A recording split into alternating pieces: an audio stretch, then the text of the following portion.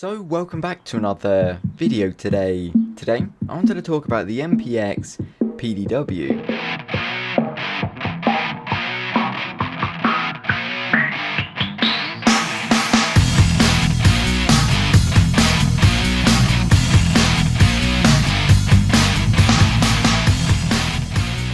Now, what this weapon stands for, I have no idea. What I do know is that this weapon is truly incredible.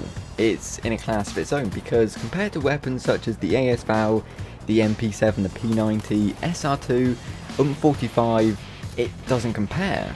It's incredible. It has more power at range, it's more accurate at range, it does more damage. Apparently, it carries .40 caliber SW rounds, which is amazing. It also has a really nice rate of fire of 800, of which I think is faster, slightly slower than the MP7, slightly slower than the SR2, and of course slightly slower than the ASVAL, but still 50 slower than the ASVAL isn't too bad, and it's still very quick for such a compact SMG.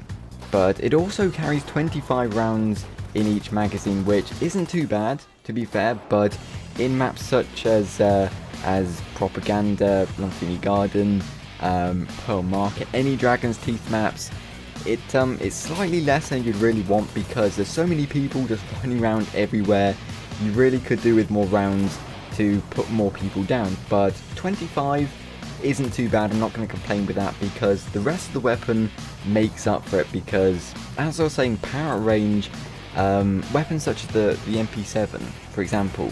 Now, in real life, this weapon is meant to have the assault rifle power you get from an assault rifle, but the compact SMG-ness of a SMG. Because in most situations, close quarter combat, you can't be running around with a massive assault rifle. You just don't have the mobility to do that. You can't put people down or put rounds down at people quick enough in close quarter combat with a big hefty assault rifle.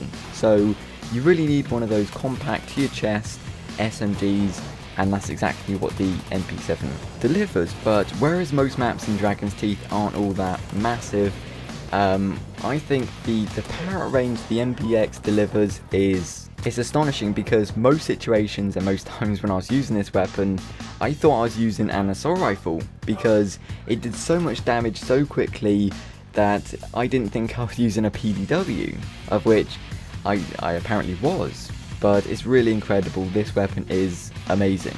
So if you haven't tried this weapon, I recommend you do so.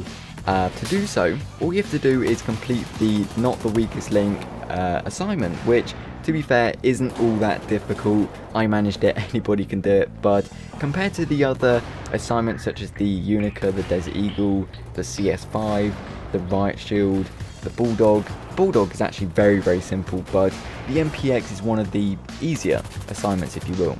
So all you have to do is complete 2 PDW ribbons, which is about 16 kills with PDWs. Don't quote me on that, I could be wrong, but 16 give or take about 2 or so.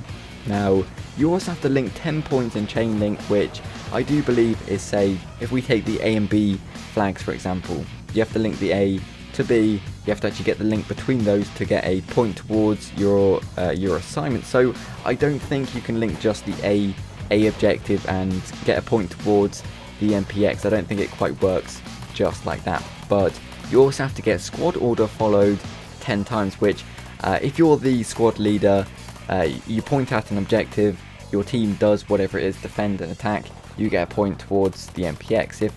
If someone else is the squad leader, then they point at an objective, you do whatever it is, attack or defend, you still get a point towards the MPX. So I think it works both ways. Again, don't quote me on that, but basically that's it. That's all you have to do, and then you've got the MPX. So using this on the Dragon's Teeth maps, it fits so very well because close quarter combat, SMG, PDW, put those two things together, you've got a perfect combination. So I'm really enjoying the MPX combined with the Desert Eagle. It's the best class ever. But there's really only one thing that really disappoints me about PDWs, and that's the fact you can't transfer them from class to class.